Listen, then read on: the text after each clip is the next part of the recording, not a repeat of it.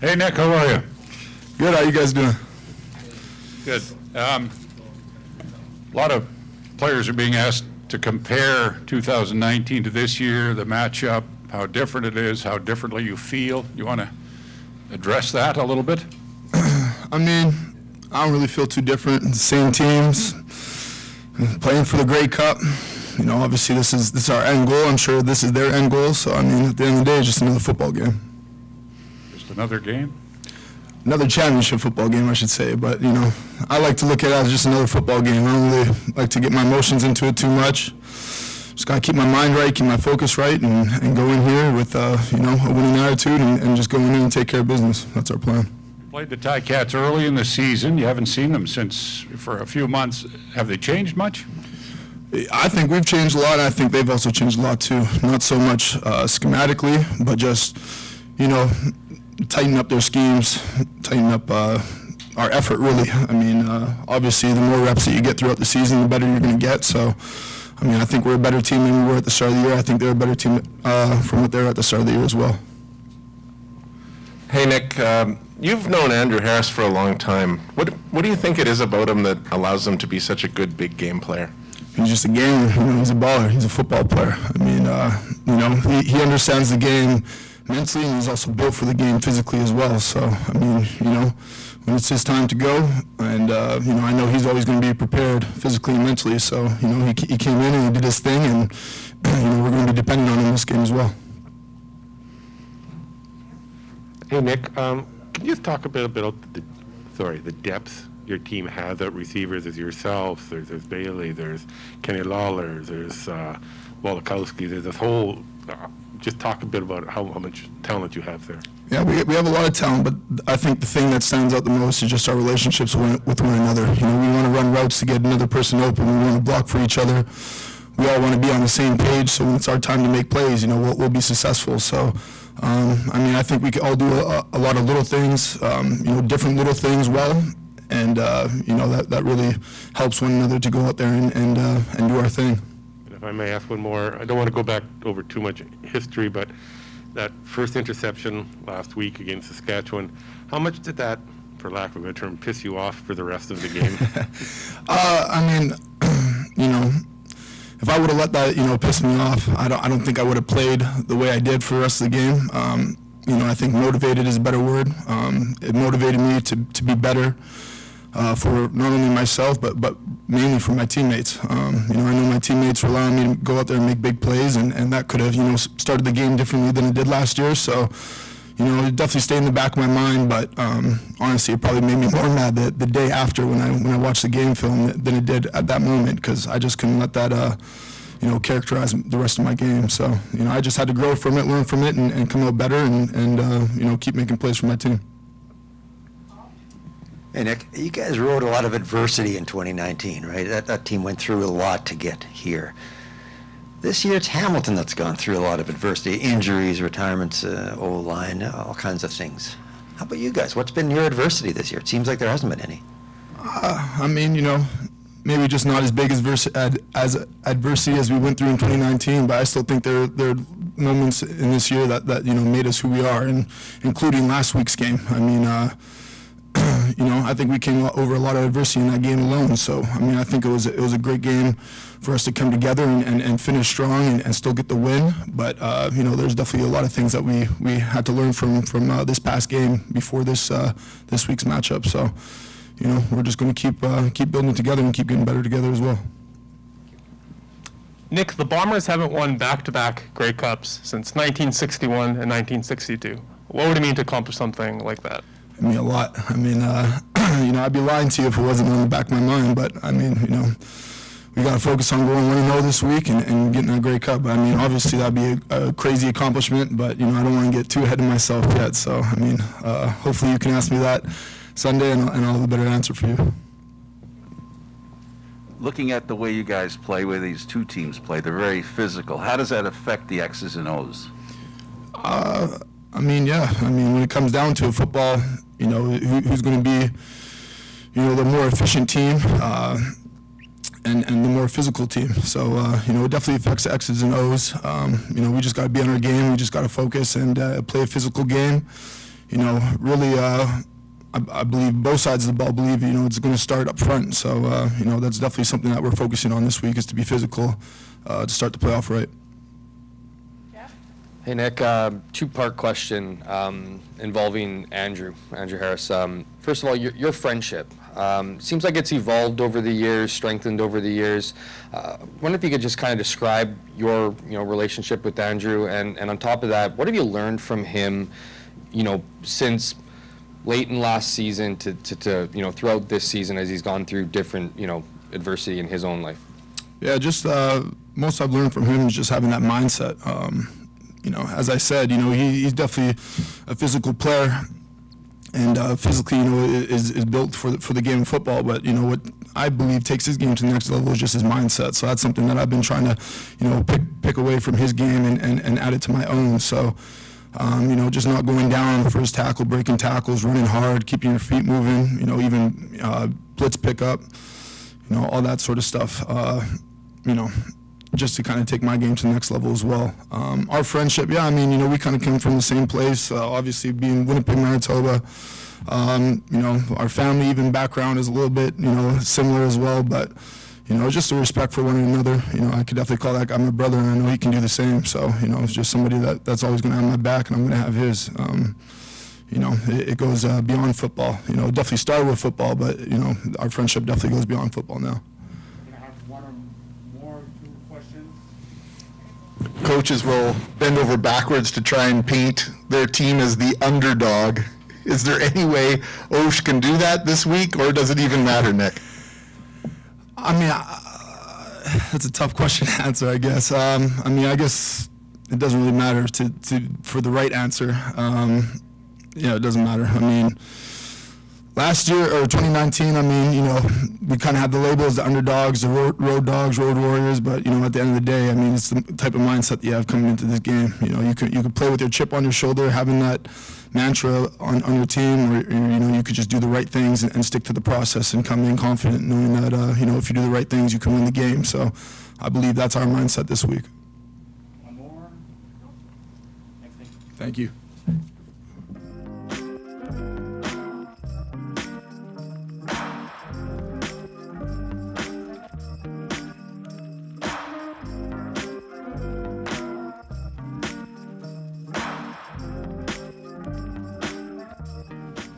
You first? Okay. Hey, Patty. Hey. Over here. Couple questions for you.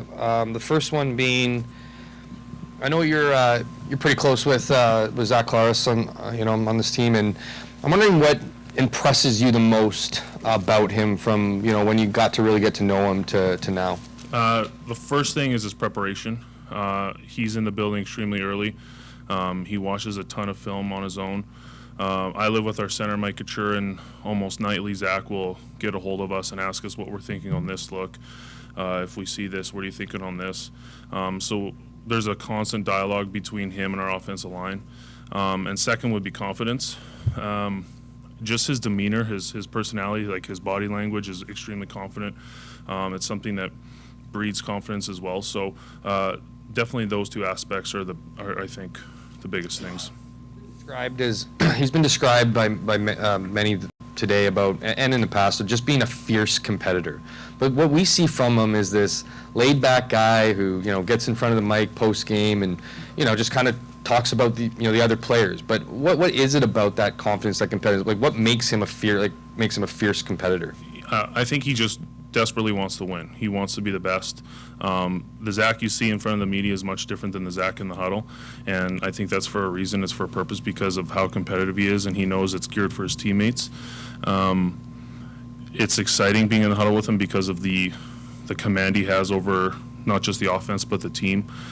People rally around him and rally around that confidence and that competitiveness. So it's what drives our offense, and it's a huge reason why we're successful. One on Mike O'Shea. Him and Coach O spoke this morning.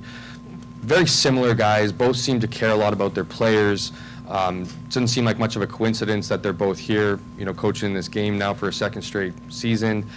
What is it about Mike O'Shea that has you guys believing in him, and willing to, quote unquote, go through a wall for him?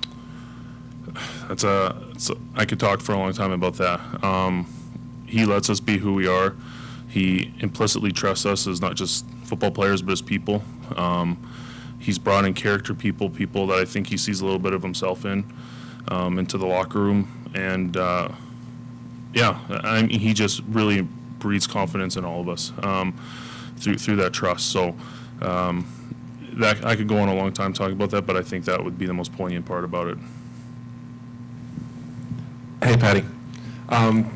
You mentioned being roommates with Mike Couture, didn't get a chance to play in this game in 2019. What does it mean to you as his friend to see him get this opportunity? Yeah, I'm extremely excited for him. He was emotional after that game, now realizing that he gets a chance to finally play in this game. He's been through a lot physically and personally just to get into this game. So to see him have an opportunity to go and compete against a really good Hamilton team is exciting, and he knows what's at stake, obviously, and ultimately he's just like all of us. He doesn't want to let us down, and he's going to go out and compete his butt off. Wanted to ask if you put the fear into Rashid Bailey when it looked like he was going to try to touch the trophy there.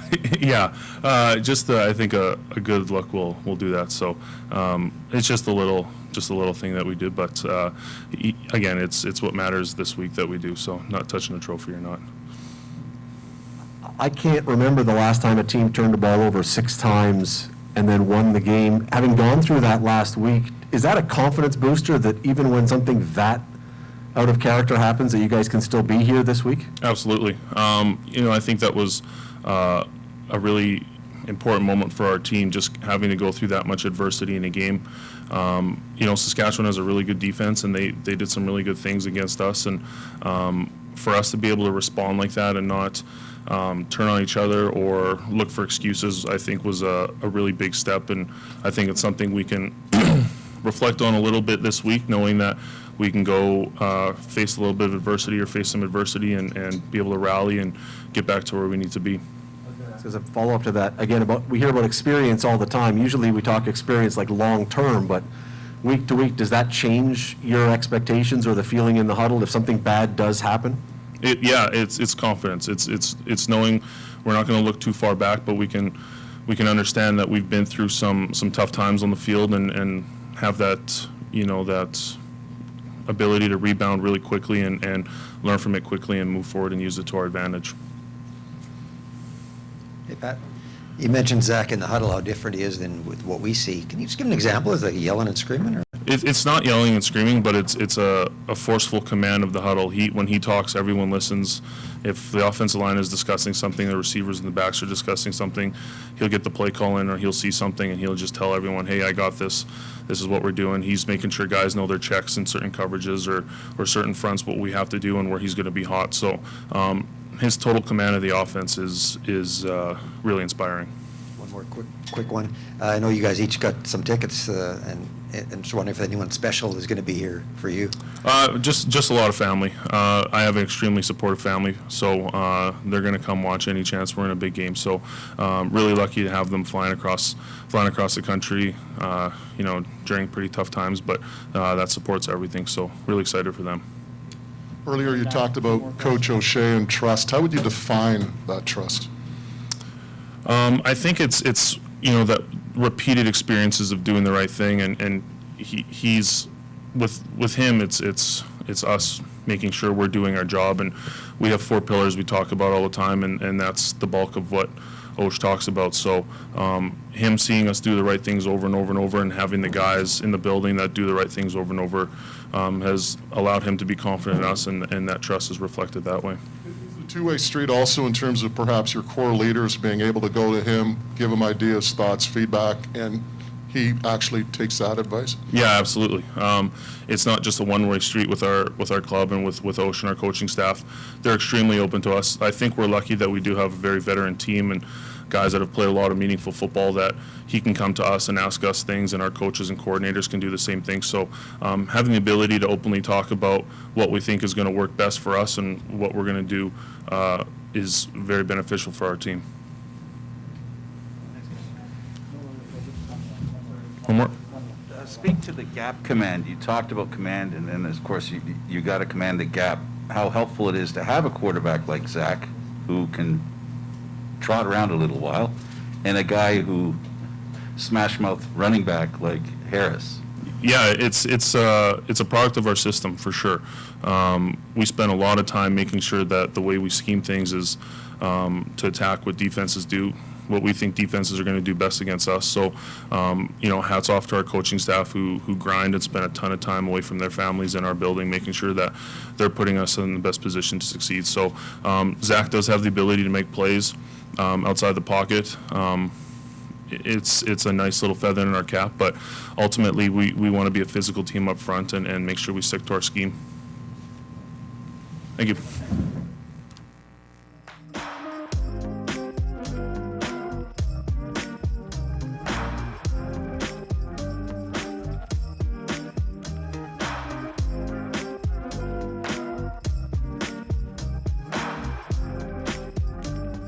Andrew, could you put into words for us how it is you think you've been able to be at your best in the biggest games? I don't know. I just I like the opportunity to be, play in big games and make big plays, and I think I just my focus and able to just have that internal fire in your belly just kind of gets a little hotter, just burns a little brighter, and I think our team preparation wise has been whenever the games are tough games or the games online or it's win or go home. Or the team around me, the coaching staff around me, all kind of has that same attitude. So it allows an individual, around a team and a staff, to shine. And when one guy is doing well, it's not just because of the one guy. It's a team effort for sure. So it's my O-line, it's my receivers, it's the quarterback, and guys are able to make big plays and have an opportunity to do good things. And how are you feeling physically after the game, after, obviously not practicing much before playing? I feel good. I feel great. I'm looking forward to getting back after it on Sunday. So Andrew, you've done it all, you've won it all. Does this game represent a little more icing on the cake for you, or how would you describe it? I haven't won it all, I haven't won everything, but yeah. But I mean, it's a great cup. It's the biggest game of the year. And I'm excited for it. I'm excited to get out there with my teammates, and I'm excited to, represent my city, not only just from the team that I play for, but the team, the province I'm from, the city I'm from, and that's exciting for me. So, yeah, it's another game. It's another opportunity, but it could be a third ring for myself, and that's exciting for me as well too. Right. It doesn't get old for me now. It's I still have the same preparation, the same excitement, and looking forward to the opportunity.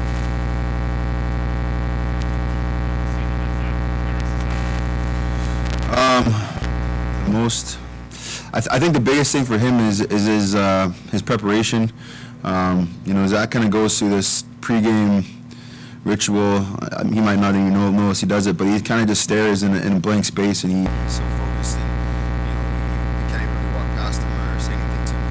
He's so dialed in, and I think that to me is when I like to look around the room when I'm getting ready and kind of go see everyone.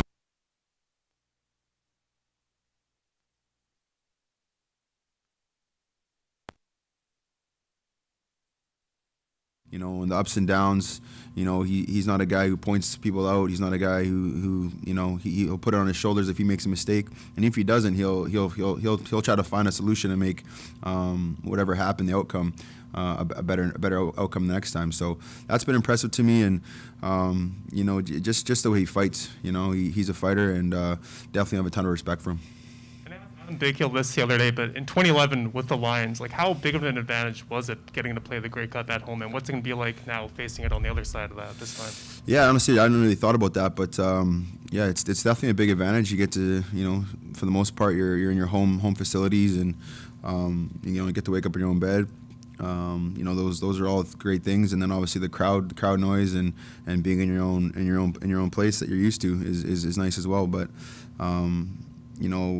lot of people look at those as big advantages, but I think at the end of the day, if you're professional, you're going to prepare the right way, and once you get in that field, the crowd shouldn't really be that much of a factor because you're locked in and focused, and you just got to tune in and get the job done. How different is the Andrew Harris over here? How different is the Andrew Harris now than the one who broke into the league in 2009? Like night and day. It's funny. I mean, we were just watching the clips from the first game against Hamilton, and Brady was running the ball, and just watching the film with him, and just seeing like how much more he's progressed, just off of little details. And I look at my film from my first 2 years and how I run the ball and how much I've progressed on the little details. And at first, when I first came in the league, I thought it was all about physical and being as fast and strong as possible, as quick as possible. But I've now realized that it's 90% up here, and 10% what you can do physically. And the mind can do great things, and all the looks I've seen and all the plays I've been in, and I've allowed myself for the game to slow down and to really just use my mind and experience to help me get in better situations and create yardage still. So it's night and day. You won a cup early, as mentioned earlier, with BC. I mean, is there a greater sense of appreciation now? I mean, being in the league this long and realizing what it takes, rather than, being in the league a couple of years and figuring, hey, we're going to be back here next year. Absolutely. I mean, didn't really appreciate it as much then. I mean, it was definitely a big game, and it was amazing. But it kind of came. It felt kind of easy at the time, and I didn't realize how tough it is, and especially everyone thinks with the limited amount of teams in our league, you'd think that you'd have more Grey Cups as someone who's played for as long as I have, or some guys do. But it is very tough to get in this game and very tough to win it. And there's a much more great appreciation for it now than I definitely had in 2011. Andrew, can you talk a little bit about the depth you have at running back on the Bombers, the Canadians too, like you got Brady, so Johnny. Can you just talk about what that means, having that behind you?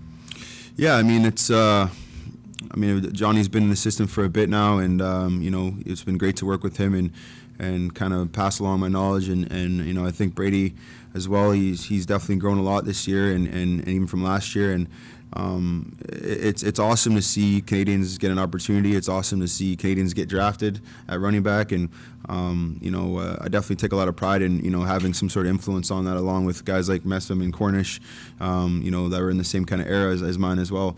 But it's great to see, and there's lots of great players out there, and especially ones that have been dominated by American positions, and it's just awesome to see the opportunities, and not only for the guys to be playing, but to have big impact and be big impact players on their teams.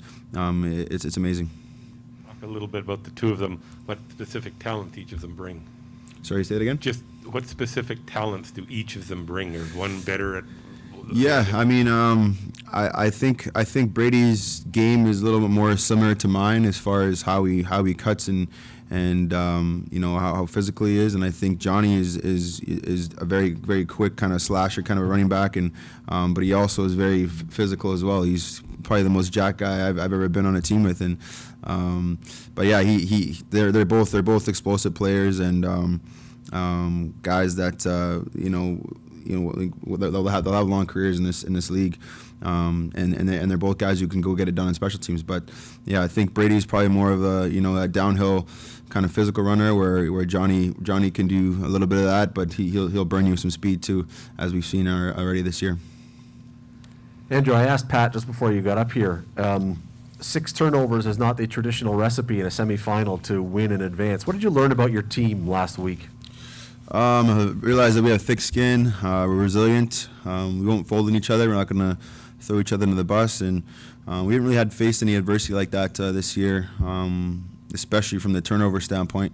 And I think that we came into the locker room at halftime, and everyone was like, what the hell's going on? Everyone just kind of took a deep breath and we kind of locked in and you know, as far as our defense is concerned, I mean, when you have that many turnovers on offense and you have a defense like that can flex and hold them to, you know, 3 points or create their own turnovers on their own, you know, that definitely bodes well for you. So, I mean, a mixture of an amazing defense and thick skin and some resiliency allows you to, you know, have a game where you have that many turnovers and still come out with a win. You mentioned doing this for your home city, home province. Anyone special coming for you to watch, and what will that mean to you? Yeah, I got a couple friends coming out. It wasn't as crazy as the Calgary game, but I had a lot of friends come up for that one. But yeah, it's I think just the timing this year and with everything going on, there's not as many people as were coming out. But no one.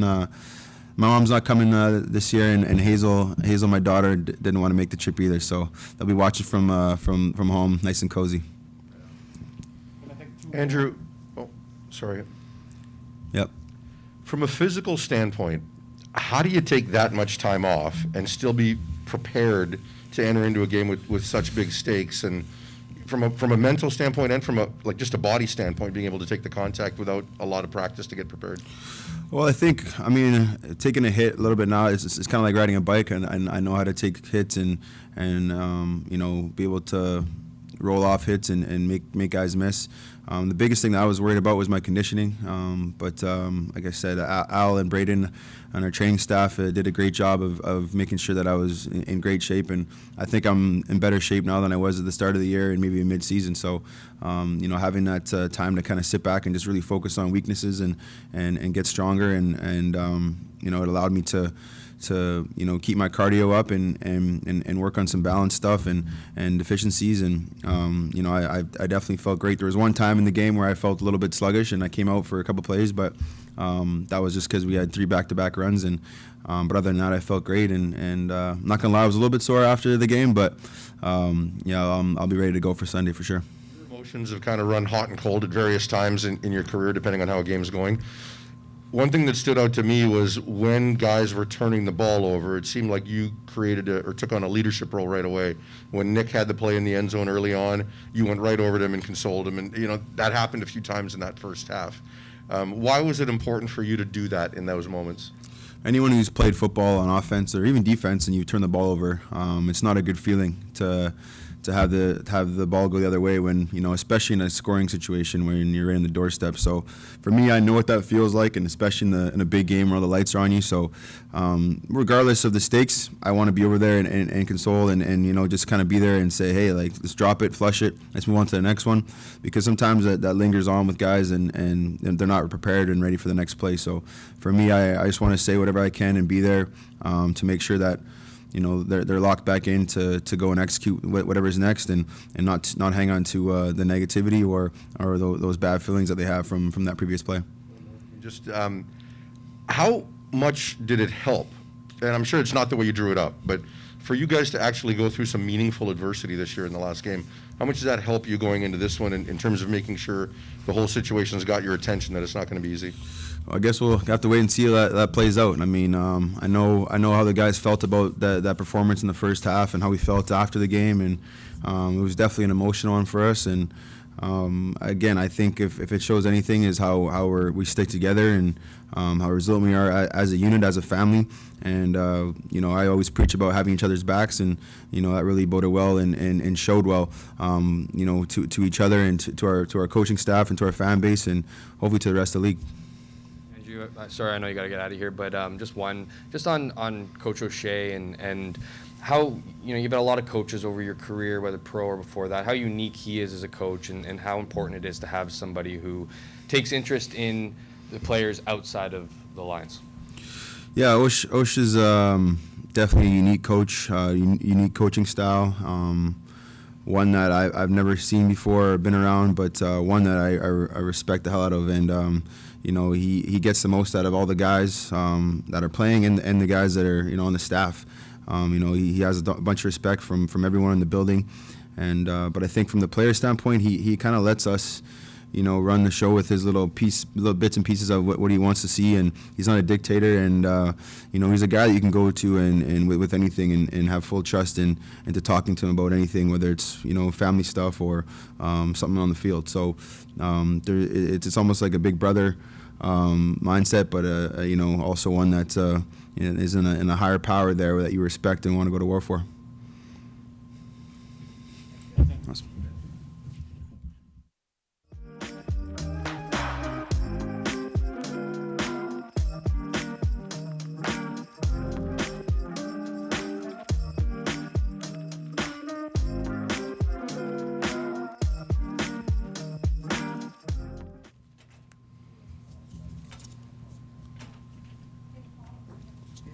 Hey, Brandon.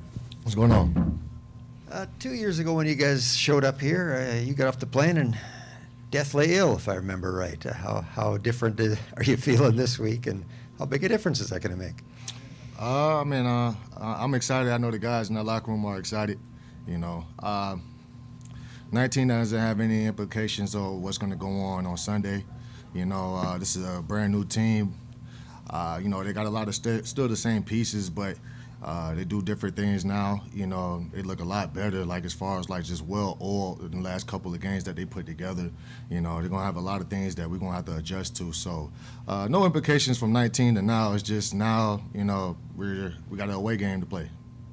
You guys had all that adversity you went through in 19, though, and that's toughened you and built you for this moment. What's been your adversity this year? We had multiple, adversities that we had to go ahead and overcome. If you look at that last game, it wasn't pretty. We had to do a lot of things. We gave up touchdowns. We gave up 3 points. We gave up a couple of things on our end that we need to clean up on. So, that game was definitely different.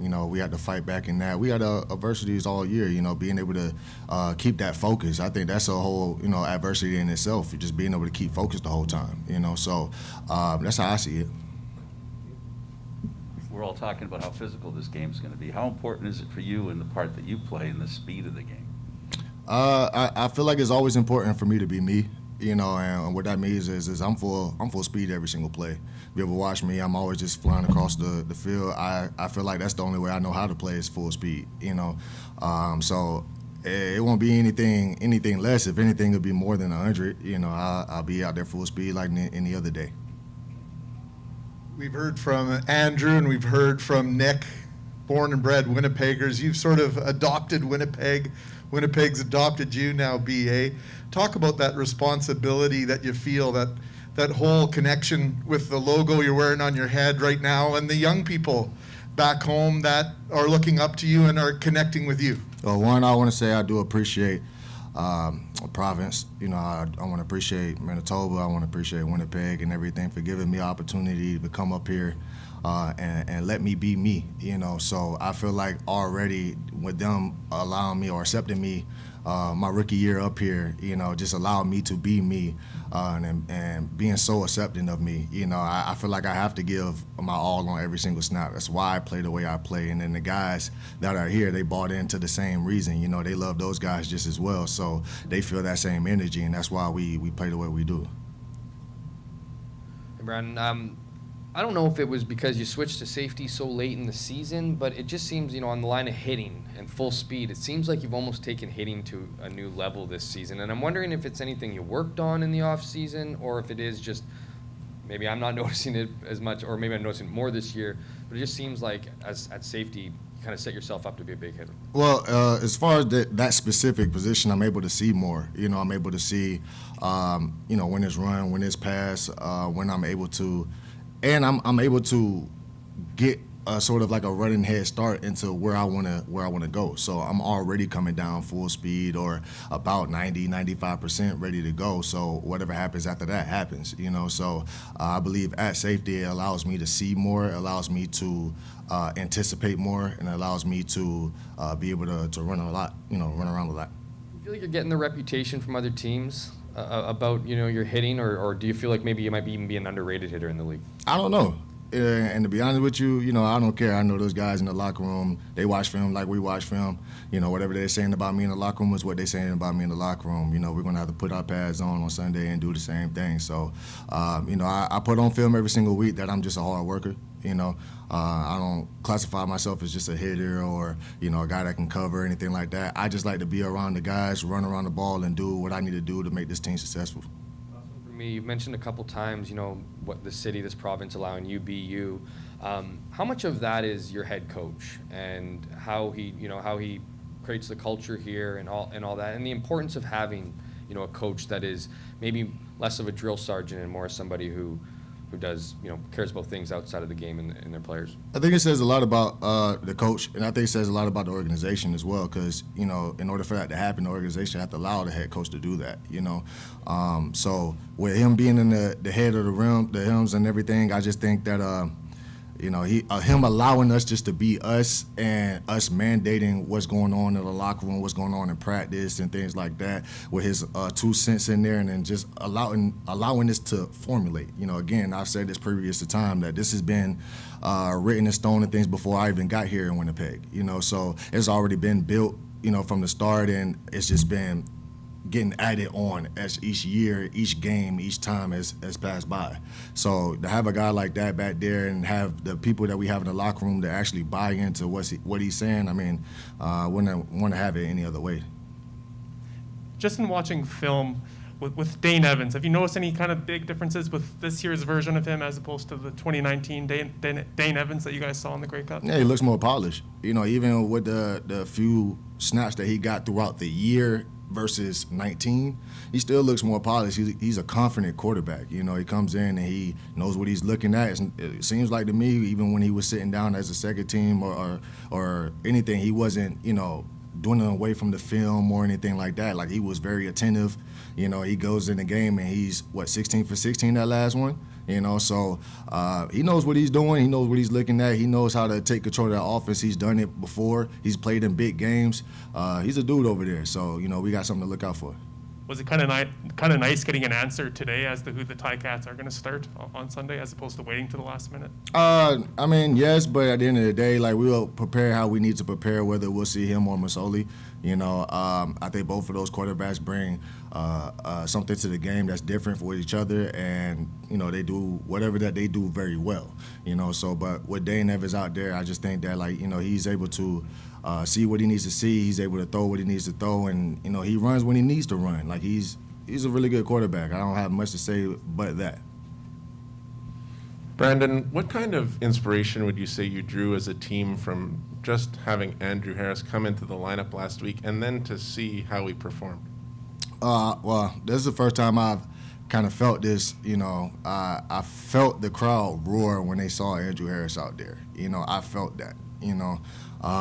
So that was just different right there. You already knew that the atmosphere was going to be different. You knew that he was going to come, you know, with a fire up his behind and just go out there and do whatever he needed to do to get the team going. Whether he rushed for 100 and some yards or he rushed for 10, you know, he was going to be out there. And him being out there was another face that we normally see that we look up to, and that was a big difference. That was a big importance for us as a team, not only on the offensive side but the defensive side as well. Got somebody back there that we're used to seeing, accustomed to seeing. We know what he's going to bring to the table at the end of the day, and I know the crowd knew as well.